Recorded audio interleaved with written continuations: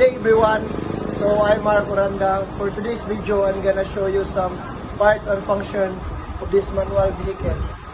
The first part I'm gonna show you is the steering wheel. The function of the steering wheel is to let your car turn left and right. So the second part I'm gonna show you is the windshield wiper. So the function of this windshield wiper is to clean the windshield. The next part I'm gonna show you is the battery. So the battery helps to power some electrical parts of this car. So the next part I'm gonna show you is the radiator. The function of this radiator is to help to keep the engine cool.